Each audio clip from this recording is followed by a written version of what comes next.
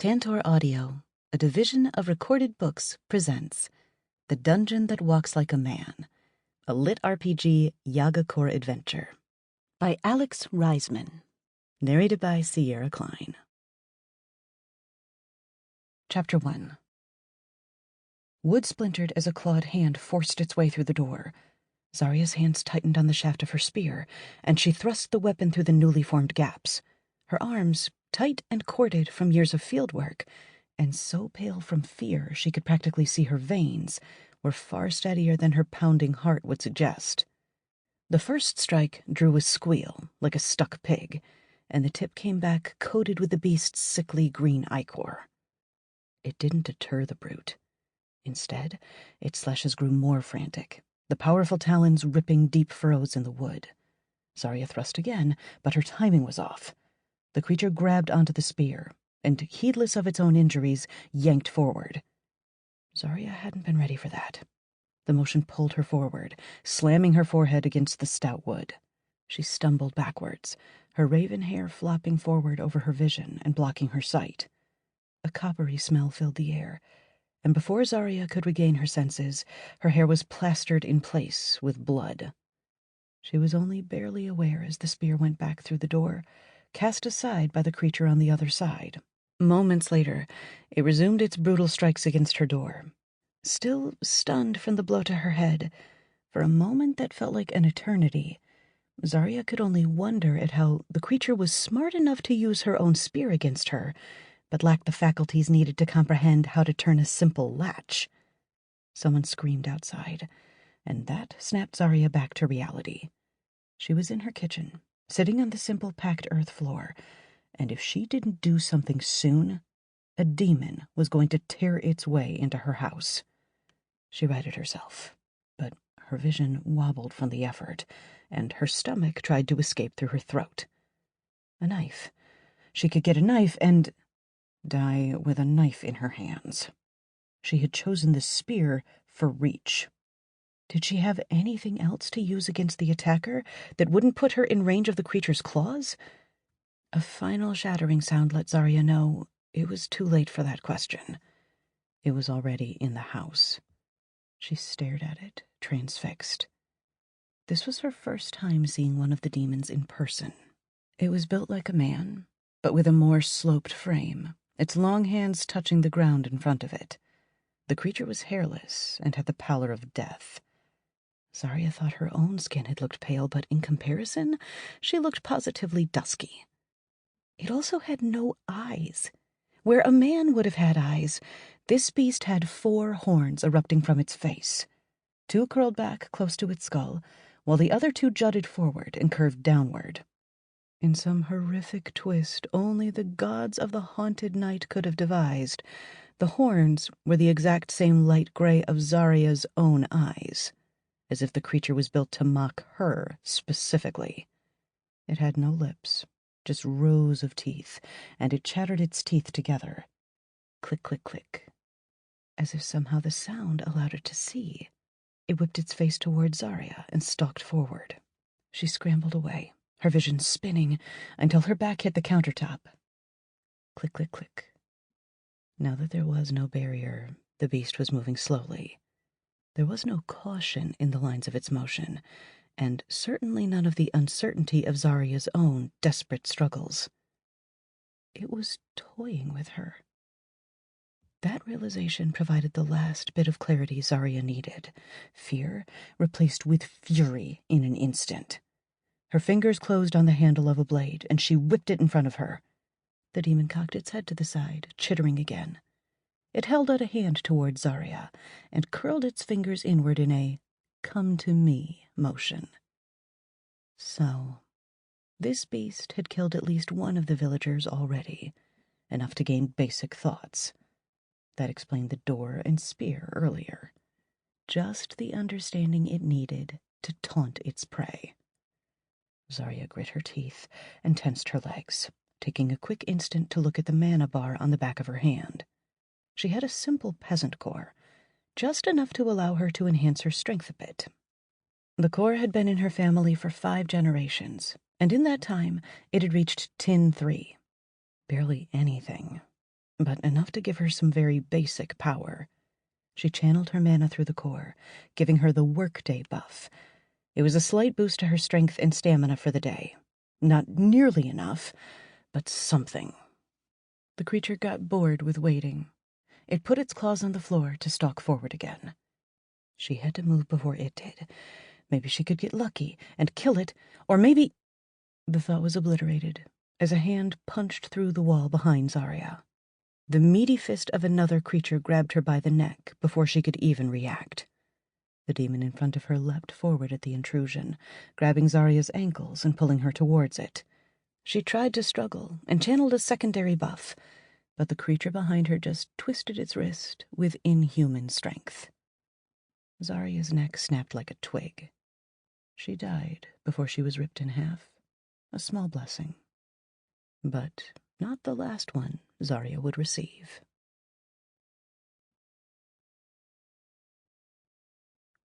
Zaria was falling, except there was no her to fall. It was a drifting of the mind, but physical reality somehow seemed to warp around her as she fell. Welcome, new core. It is an infernal day on Selena, and you are a new value not found. Due to current instability with all worlds are broken, you have spawned as a mutant core. There is a value not found % chance that you will explode shortly and resume your trip to your destined afterlife. Due to the high likelihood of imminent detonations, no wisp is to be assigned. You are alone. Please stand by. Zaria stared at the words, horror clutching at her... well, not her chest. She didn't have one. She didn't have a her. But she had sensations, and with the ominous message hanging in front of her, none of them were pleasant. Right now, it was just the feeling of something contracting and tightening. She could remember that before this, there had been fear, too. She had been afraid. There had been a thing and a door and then claws and... oh, that should have hurt. Good news. There is a small but non-zero chance, precisely value not found, that you can be stabilized. There is an immense but not certain chance, precisely value not found, that stabilization will be agonizingly painful. Do you wish to proceed with stabilization? Y/N. That wasn't really a question as far as Zaria was concerned. Life and pain were just synonyms with fancy dressing. She'd chosen life her entire life, so why not now? Attempting stabilization. Scream. That last word barely had time to register before the pain hit, coursing through her being like liquid metal running through her veins. Zaria did scream, unable to stop it even if she wanted, and her cries filled the void that surrounded her. She lost, not consciousness, awareness. For a moment she was there, then she was back, and time had passed, but she had no memory of what had happened during that gap.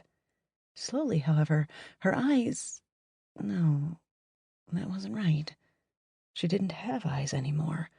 She didn't have a being anymore. Yet she still had vision, and slowly that vision was clearing to show more words floating before her, the only things besides her in existence. Stabilization partially successful. You are a new type of core. Welcome to Selena, Yagacore. Because you are not fully stabilized, no wisp will be dispatched to your location. You are alone. However, basic instructions for how to function as a Yagacore will be placed into your mind. Begin knowledge transfer. Y/N. Again, Zaria saw no choice but to focus on the Y. Error. Yagacore_instructions.dci not found. Oh, come on! Zaria finally screamed at the voice, having had enough of the games. Give me something I can work with, please? She realized, only after speaking, that those were the first words she could ever remember uttering. A furious plea for clarity. That did not bode well for her existence going forward. For a few minutes, or seconds, or hours. Time had no meaning in this void. Nothing happened. However long it was enough time for Zaria to start to fret that she'd somehow offended the impersonal messages that kept appearing in her vision. Then, finally, words returned. Quest available. Striga, bless this house. Form a bond with a willing mortal witch to serve as your Striga. Reward. It will probably stabilize you. Quest available. Fisher it out. Aid in the destruction of a fissure and consume the fissure core. Reward. Unlocks new advancement options. Will aid in stability. Somewhat. Basic dungeon instructions, which may or may not apply to you, are available. Would you like to attempt knowledge transfer? Y/N? Yet again, to her mounting frustration, Zaria felt she had no choice but to select the Y. At least this time there wasn't an error message. She had just enough time to think that before, all of a sudden, her brain was flooded with knowledge. All she could think was it felt like trying to drink a waterfall, but with her brain, and somehow succeeding at the task. Her mind was spinning, and Zaria forced herself to come to grips with the new information. I wish I had someone to talk to, she said to no one. But then again, she could, couldn't she? She just had to make a friend. But first came the most basic task, sending her mana out into the world. The process was not unlike meditation, but in reverse. Instead of pulling your focus inwards, she just had to gradually shove her focus outwards, letting it expand to fill the space available. The information in basic_dungeon_instructions.dci let her know that she should be underground somewhere. However, that was not the case for her. There was air flowing over the top of her, not body. What she had, instead of a body, was a crystalline structure, and it was sitting on packed, hard dirt. Dirt that had recently been scraped into deep furrows by some kind of immense claws. Oh no. Zaria had a feeling she knew where this was going. Moments later, she found it. Just a moment ago, she thought she hadn't had a body, but that wasn't entirely true. It was right over there, to the left. At least, the top half was. The bottom half was to the right, and behind her. And there was also the interior portions of her body, which was everywhere else. Except for her heart. A very deliberate hole in her torso told her that had been removed purposefully. And this, more than anything else that had happened so far, drove home the reality of her new situation. Because the reality of her dismembered and disemboweled corpse being spread around her should have been sickening. Instead, it was just odd. More like she was looking at a painting someone had made of her in this state, rather than her actual body. At that, to confirm what she suspected, her mana brushed against the walls and began to soak into the structure. She didn't remember anything but the kitchen where she had fought and died. So it was nice to see the rest of the rooms, all of which were less gruesome. It hadn't been much. The kitchen was really an overblown term for a room with a simple wooden counter, a washpot to cleanse her implements, a jug of water, and a carefully sealed crate full of food that would keep for some time. Time was slowed to a fraction of reality inside, allowing food to remain fresh for years. The room also housed a simple wooden stove for both cooking and warmth. Behind that was the general purpose room, where Zaria had kept a well-worn hay sack for more comfortable seating, and her candles, plus some books for reading. The home had two other rooms, both narrow and along the back wall.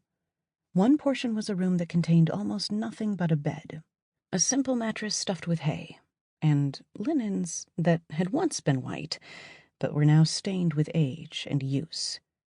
The other was just a storage room, with her clothing and her few valuables stashed away in an ancient chest that had belonged to her 5-time great ancestors. In her new state, with the power of a core flowing through her and into her surroundings, Zaria was struck by how basic her life had been. It hadn't bothered her in life. or at least not enough to matter in the final moments she could remember.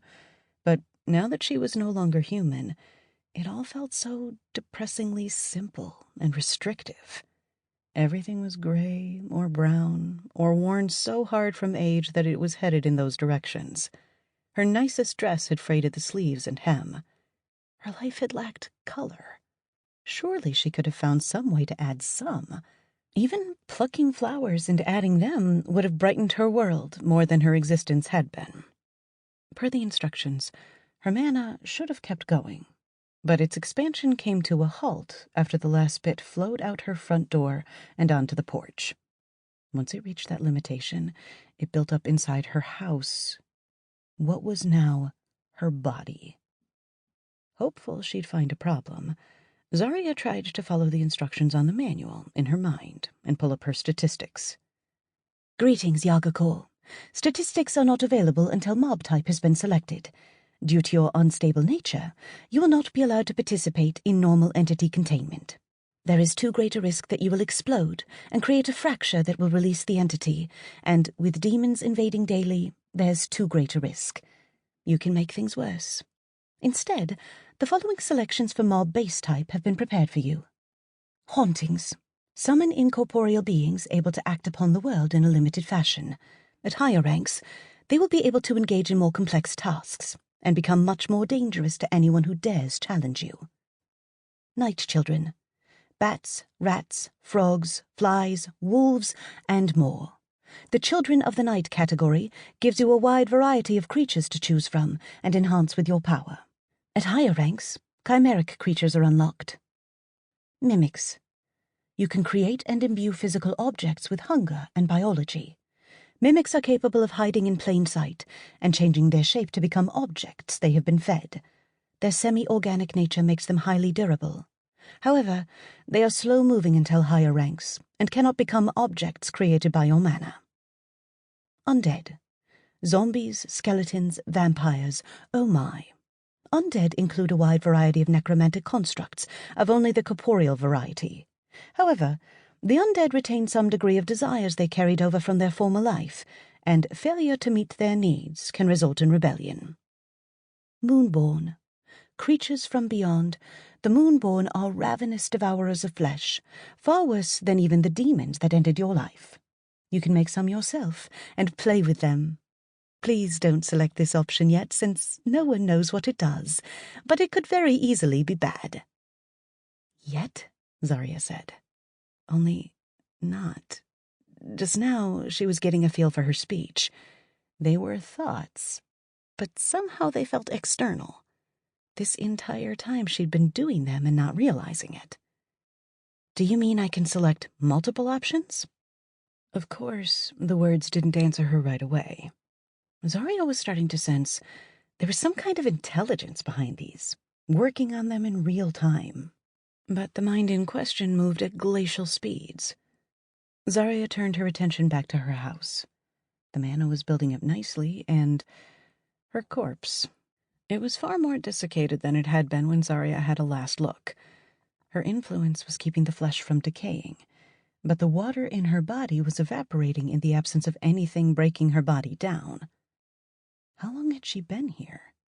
More importantly, how long did she have left before she exploded?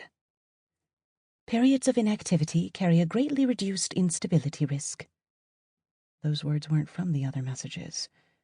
This was in a section in the instructions in her mind. The back of the tome, for lack of a better word, contained a hasty section labeled Mutant Cores, full of errors in the text and comments full of possibly and it is assumed that. She'd ignored it. But that line was one of the few definite statements. As long as she wasn't doing anything, she could afford to just wait. But the moment she was active in any way, her risk would start rising. Which was good, because right now, Zaria was realizing that she was unmoored from the concept of time. If she let her attention wander, even for a moment, she could apparently lose days, which also meant the messages in her head had been happening much slower than she'd anticipated. As a Yagacore, you may be able to unlock more options as you bond with Striga. This feature is untested and is not guaranteed to function, but the Striga bond will provide enough stability you won't detonate from the attempt. However, it is recommended you consider the first choice carefully, as you may be stuck with it. That was good enough for Zaria. She had been pondering the options. Hauntings and undead were right out from the get-go. Hauntings sounded like they'd be too weak from the outset, and Zaria had no desire to tend to the needs of ravenous corpses. The inclusion of that reference on the undead implied that it was not something she needed to worry about for the other options. Of course, she didn't even contemplate Moonborn. Children were told stories of those nightmares, creatures that even the gods feared, and Zaria would have no part in releasing them into the world. For a moment, the oddity of that knowledge struck her. She would have been told those stories, yet she could remember none of them, and no details save the gods fear the Moonborn. Yet she was quite certain that was a true statement, as sure as she was of her own name. It seemed that she retained the general information she'd accrued in life, yet none of the specifics. Pushing that distraction aside, Zaria focused on the two remaining options, the Night Children and Mimics. Having animals by her side certainly sounded tempting, but there was the challenge that she'd have to find them herself. None had come to peck at her corpse yet. If she had monsters of her own, she could send them out to find creatures. But if she selected the Night Children, she'd have no way to catch her first one. That left Mimics. She had objects here, the remnants of her old life. They were really the only option she could work with, although she'd never heard of such creatures. Zaria focused her attention on that option. Mimics selected. Showing statistics. Name, Zaria. Theme, Mimics. Maximum mimic size, small. Tier, tin. Rank, 1. Mana, 50 of unknown. Calculating for Yagacore. Regeneration, 10 per hour. Regen bonus for upkeep, 0 of 0. Command, unknown. Calculating for Yagacore. Area of influence, view.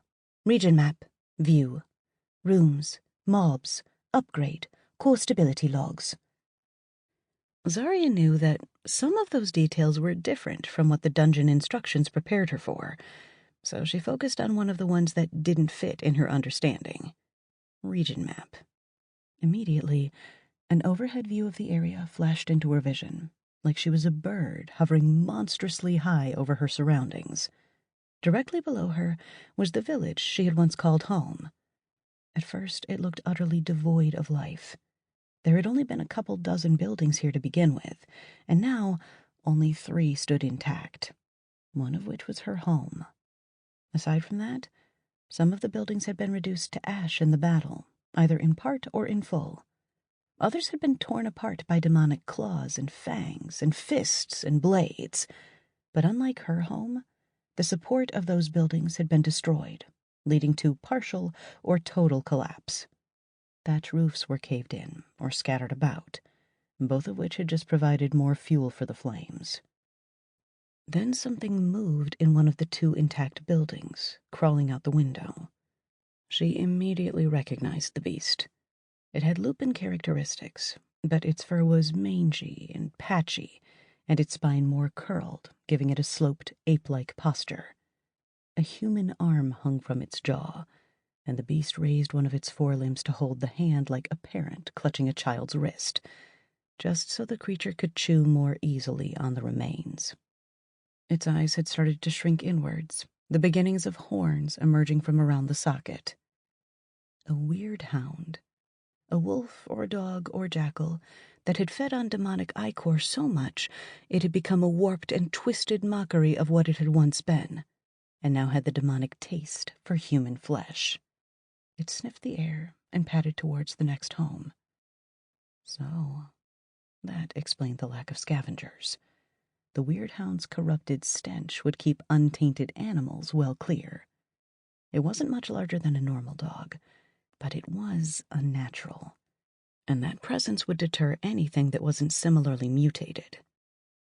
A perfect test for Zaria's mimics. Chapter 2. She focused on the objects in her home. Several lit up green to show they were eligible to become mimics. The wrought iron candelabra in her general living room, the chest in her closet, the chair in the kitchen, the water jug, and the food crate. The crate was her first pick. Zaria focused her attention on that. It was about 3 feet long and half that wide and tall. Now, the dungeon instructions told her that she needed to create a mob heart and a pylon, but not how to do that. She did know that if she didn't create some means of command first, which was still calculating, she would lose control of the mimic once it was created. Completely at a loss, Zaria just tested her powers over her home and see what she could do. She could open and close drawers and doors, lifting lids and rattling about furniture. She could move her desiccated corpse about like it was a puppet, which provided some horrific amusement. Zaria did use its jerky motions to sweep away the remains of her entrails, just to tidy up a bit while she thought. Both the texts she'd seen and the instructions in the manual indicated she should be able to create objects herself, but she couldn't see how to make that work. Some other tests revealed she could move the sheets of her bed and flicker flames on the candle wicks. That gave her the idea to light the stove, and the moment she had, words flashed in her vision. New feature discovered. Oven. As long as they are lit, ovens provide command and mana regeneration. They can also be used to cook naughty children who wandered too far into the woods, or anyone you dislike. Cooking a living creature has a chance to unlock new features. You just have to get them inside. Maximum 1 per room. Provides 20 command per oven. Well, feeding children to an oven seemed pointlessly cruel, no matter how naughty, but Zaria would keep that use in mind. And trying to get the weird hound inside would be more difficult than it was worth. The important thing was she had command now, which meant she could turn her attention back to the food crate and just start putting mana into it. The crate shuddered as she focused her attention on it, rocking back and forth. She pushed mana at it, and it began to twitch violently. For a moment, Zaria feared it would shatter under the weight. Words flashed across her vision. New mimic unlocked. Crate mimic. The most basic type of mimic, crate mimics serve as versatile traps, but have no special abilities distinct from any other type of mimic. Cost 5 command. The crate stabilized, and there was a sickening retching sound. One side of the crate, part that hadn't been able to open a moment ago, split open to reveal a gaping maw full of razor-sharp teeth. It vomited noisily, spewing cans onto the floor. A disturbingly purple tongue the length of the crate's full body lashed out, licking hungrily at the air. Then it began to slide across the floor like a slug, gently moving towards Zaria's corpse. No, Zaria said to it. I'm not done with that. The mimic whined. I don't care that you're hungry. That's my body. The mimic made more pitiful whimpers. It didn't make any more moves towards her body. The creature was complying with her commands, but it was still expressing its wants and needs. Zaria had a feeling she could command it to be silent and sit still, and it would. But after so long, she wanted some motion in here. It was nice to have some signs of life. How about we get you some food, then, she said, putting her attention to her porch. From here, she could see out, just like she was sitting on a chair and looking outwards. As she'd hoped, the sounds of the mimic had drawn the attention of the weird hound. The creature was padding towards her house, her dungeon, she supposed, its tongue flopping out the side of its mouth. How about it? She said to the mimic. Hungry? The mimic slid towards the door. To provide bait, Zaria gave it a quick command. Its tongue flicked out, wrapping around a can of corned beef before constricting and splashing itself with the contents. Then it went inert. Now that it wasn't moving and had closed its mouth, there was nothing to indicate it was anything other than just a normal crate that had been covered with meat. Zaria took quick stock of her surroundings. She'd need to move her body. She didn't want the weird hound eating that. She'd also need to move... Oh, yes. Her core sat in the open, waiting... Sample complete. Ready to continue?